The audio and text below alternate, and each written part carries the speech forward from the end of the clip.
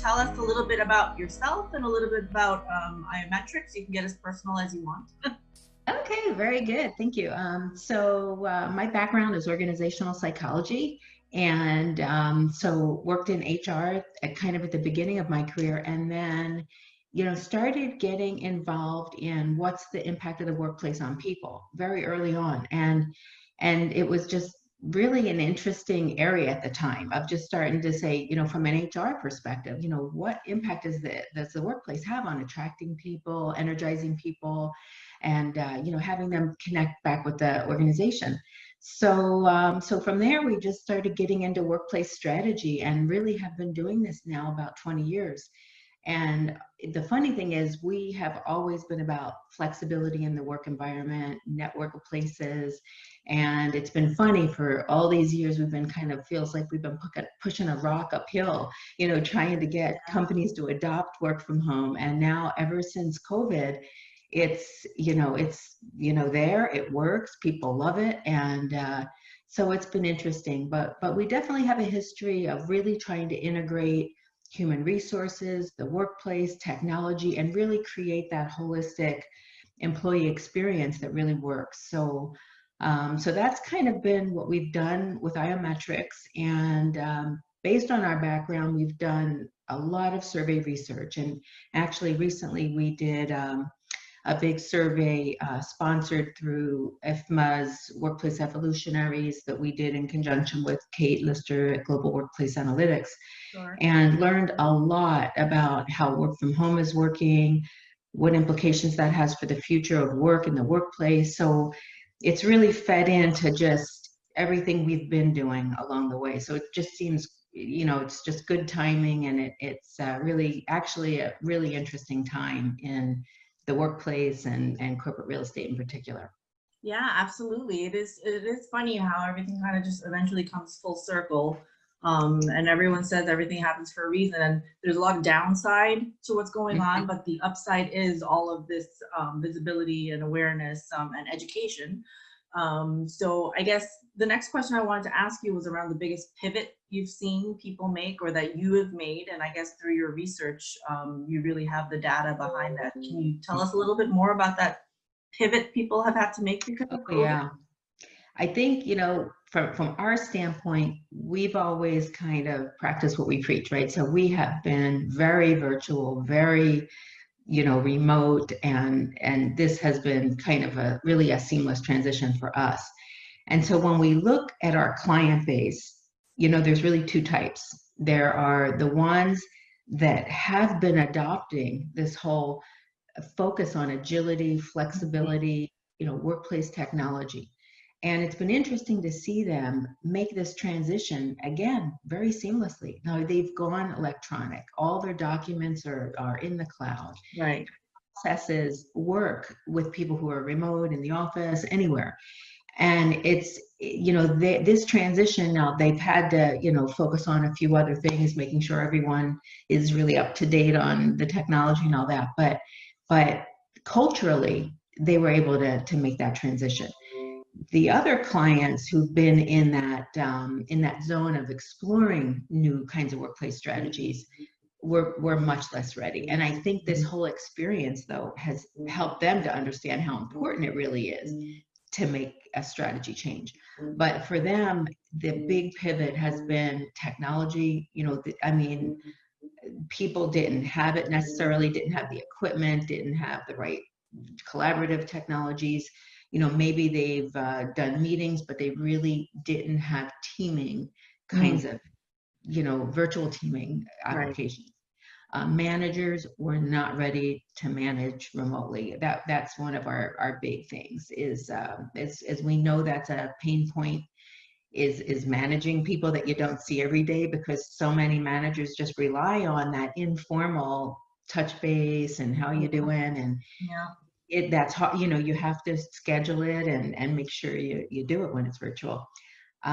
Business processes, we're seeing maybe about 25% of business processes are really difficult to do virtually. The majority, people are making do, but there's definitely certain things that just, maybe either require in person, what signature, whatever it is. And then businesses are again scrambling to figure out how do we do that.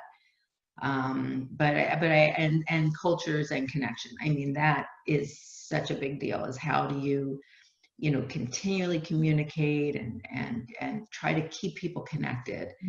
And that's been really difficult for the people who had to do this overnight. It's a very difficult thing. So I think that in terms of the short-term pivots, those are all the things that they had to like grapple with right away. In terms of the longer term, they're starting to really start thinking about, okay, how much space do we need? What should it look like?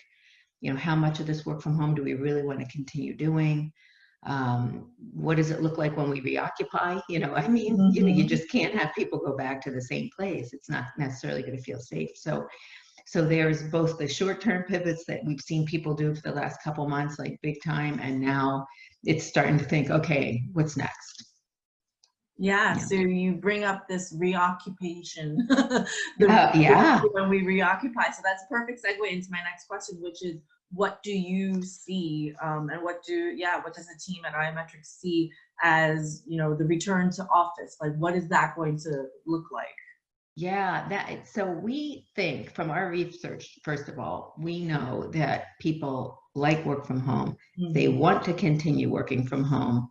Managers are actually very accepting of it now, which they've been sort of the barrier in the past. They see people can be productive and this is kind of working out all right. So we know that there's that implicit demand.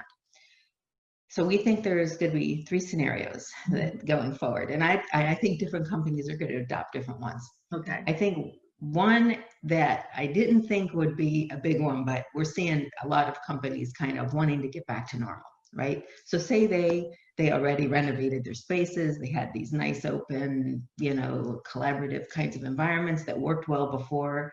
They think they'll work well in the future. We want to get back to normal. So they might be doing all the extra cleaning and maybe some separation and, whatever they have to do to make it safe. But they really want to bring people back in, create that cohesion, that interaction, and get back to normal. Now, it's, whether that's going to work for them in the long term or not, time will tell. But I think we've got a lot of companies that, want to do that. I think there's a second scenario that I'm going to call the blended scenario. Okay. And this one kind of recognizes that people are maybe going to keep wanting to be remote, and it works for them. It works for us. So maybe we have them come in and out because we really value the interaction, and people value that interaction. What we found is the number one thing people are missing right now is interaction. And even though they're still productive, on these video calls, it's not as satisfying. The in-person is just a whole nother level of interaction. So say they come in 2 days, work from home 3, or vice versa. That whole idea of you still have space, you still come in to collaborate and work, but you kind of go in and out. And that will feel pretty comfortable, I think, to a lot of companies, because from being remote all the time to doing that, I think we'll feel comfortable, and it involves some long-term change, but it's the kind of thing that I think people will want to continue doing, and I think the companies are much more open to it now.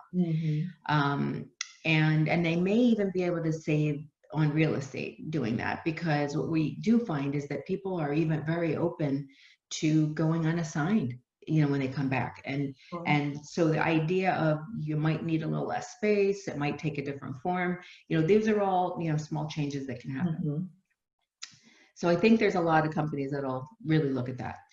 And then lastly, I think there's a number of organizations that are looking at something very bold, like the future of work, right? So this whole thing, with COVID and work from home, and it is a major change, but it's also happening at a time where society is changing. I mean, we are seeing crazy changes in all facets of life right now. And expectations change, expectations about work change. And, you're seeing people that say, I don't even want to live in this place anymore. I'm going to go live near family, but I still want that job. And so it's a very different way of thinking and working. And I think even I don't know if you listen to the Zuckerberg's statement on where Facebook is going. I mean, some companies are really looking at a very different future and putting in place, big changes in work process and, openness to where people are and being able to attract and retain people from anywhere. Right. So that is bold. It's very future oriented. It's very people focused, and it may take a little more time, but with all the changes that are happening, a lot of organizations may need to really pivot their business model to really be successful and competitive in the future. So there's kind of, I think, 3 different levels of change we're going to see, and different companies are going to be adopting those. And it's hard to say which one's right for. I mean, it just depends on the culture, the business, the people. But I think that we're going to see different companies, moving different directions. Yeah, I mean, I think that'll be interesting to see. I know that at ProxyClick, we've always had this, culture of, we're a digital tech company, and so we're very flexible. We did the whole 100% remote, and then we did a blended kind of office, sign up, check-in process. We used our own software to do that. And I know my girlfriend just told me Barbados is changing their tourism visas so that you can actually go and work there for a year if you would like. And so it'll be really interesting to see how these companies are really going to, take the opportunity to innovate in the way they work. It's so true. It's innovating in a way they work, and as a result, it tells you what the workplace should look like. But you have to start with, how are you going to work? What's your focus on people? It's people first, and then we'll say, what do we need in terms of a physical presence? Yes, people first is actually one of our values at ProxyClick. So thank you for mentioning that. There you are. I didn't mean to. So just to close up this call, do you have any advice for people who might be kind of struggling because of COVID? Yeah, I think that some of the key struggles really have to do, I think, first and foremost with the collaboration and interaction. They, unfortunately, the video isn't as satisfying, and we've kind of been holed up in our houses for months, and it's tough, but you need to think of it maybe in terms of structuring it a little more. You do these calls, you get a group of people and kind of have a virtual happy hour or whatever it is, just to keep connected and try to keep the relationships strong. Because I mean, your friends were at work, the people, you'd have lunch with them every day. It's odd not seeing them anymore. So, just don't rely on the meetings. Like have the informal, like try to make the informal happen.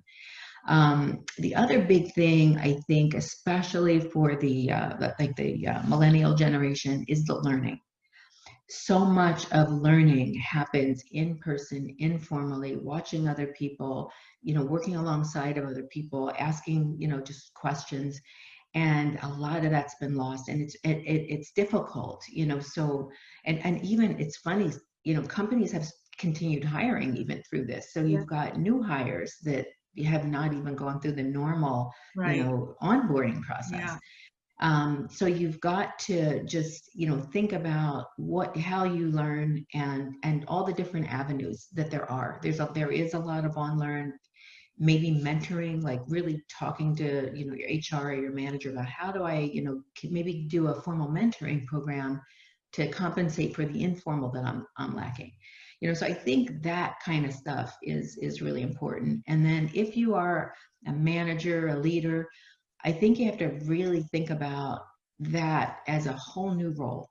It's more of a coaching, of a keeping people connected. Your role has changed if you're a leader or a manager of people, because it's no longer, you can sit behind a desk, look at numbers, and kind of check in all hands. It's just not that kind of world anymore.